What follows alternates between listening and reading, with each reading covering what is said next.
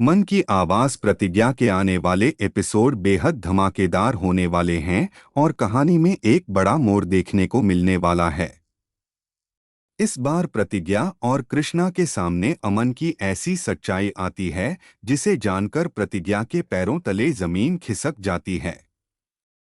दोनों मिलकर आरुषि की शादी रुकवाने की पूरी कोशिश करते हैं और प्रोफेसर साहब को बताते हैं कि अमन पहले से शादीशुदा है और वह आरुषि के लिए बिल्कुल सही लड़का नहीं है। लेकिन प्रोफेसर साहब उनकी बात मानने से इनकार कर देते हैं और कहते हैं कि वह अपनी ही बेटी और दामाद की बात पर यकीन नहीं कर सकते। तभी अमन के पिता भड़क उठते हैं और सबके सामने कहते हैं कि प्रतिज्ञा और कृष्णा ने उनके पूरे परिवार की बेइज्जती कर दी है। इतने बड़े इल्जाम के बाद अब यह शादी नहीं होगी। यह सुनते ही प्रोफेसर साहब टूट जाते हैं। वह हाथ जोड़कर रो रो कर माफी मांगते हैं और अपनी बेटी की शादी करने की गुहार लगाते हैं, लेकिन अमन का परिवार किसी की एक नहीं सुनता और वहां से जाने का फैसला कर लेता है।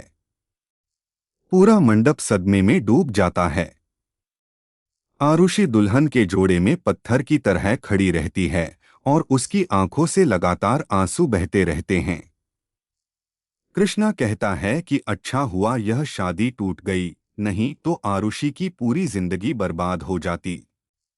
लेकिन प्रोफेसर साहब गुस्से में कृष्णा और प्रतिज्ञा को ही दोषी ठहराते हैं और कहते हैं कि उनकी वजह से उनकी बेटी की जिंदगी उजड़ गई।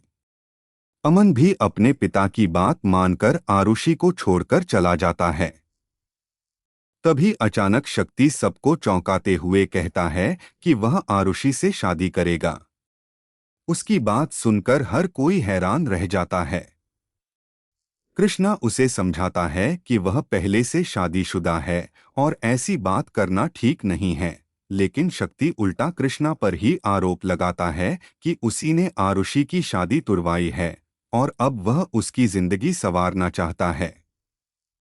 कोमल भी शक्ति को डांटती है, मगर वह अपनी जिद पर अड़ा रहता है। इधर प्रतिज्ञा के माता पिता अपनी बेटी से बेहद नाराज हो जाते हैं और कहते हैं कि उसने अपनी ही बहन का घर उजाड़ दिया।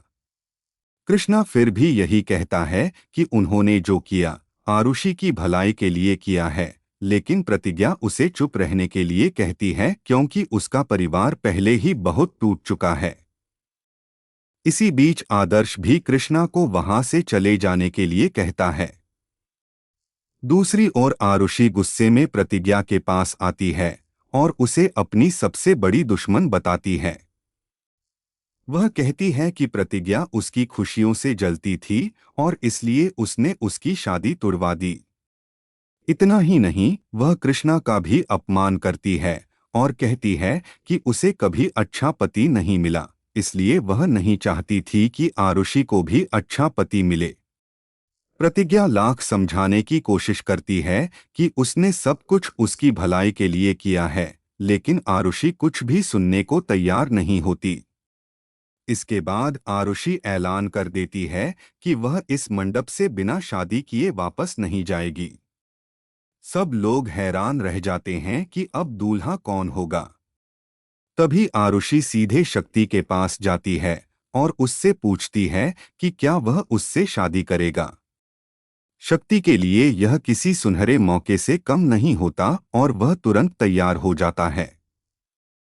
दूसरी तरफ केसर अपने पति का प्यार पाने के लिए पीएस से वही काजल मांगती है जिसके बारे में उसने कोमल को बताया था। इधर प्रोफेसर साहब आखिरी बार आरुषि को समझाते हैं कि शक्ति पहले से शादीशुदा है और उससे शादी करके वह कभी खुश नहीं रह पाएगी, लेकिन आरुषि किसी की बात नहीं मानती। यहाँ तक कि उसके पिता उसे चेतावनी देते हैं कि अगर उसने यह कदम उठाया तो उनके लिए वह मर जाएगी। फिर भी आरुषि मंडप में पहुंच जाती है। कृष्णा और प्रतिज्ञा उसे रोकने की पूरी कोशिश करते हैं।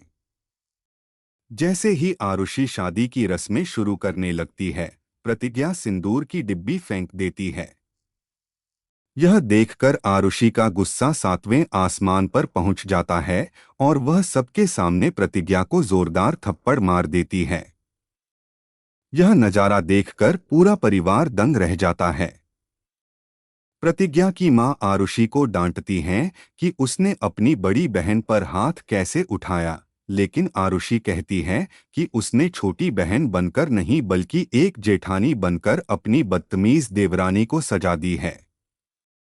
अब आगे देखना बेहद दिलचस्प होगा कि क्या आरुषि सच में शक्ति से शादी कर लेगी और इस फैसले के बाद दोनों परिवारों में कौन सा नया तूफान आने वाला है। ऐसे ही धमाकेदार अपडेट्स के लिए हमारे चैनल को सब्सक्राइब करना न भूलें। वीडियो को लाइक करें और अपनी प्यारी सी राय कमेंट में ज़रूर बताएं।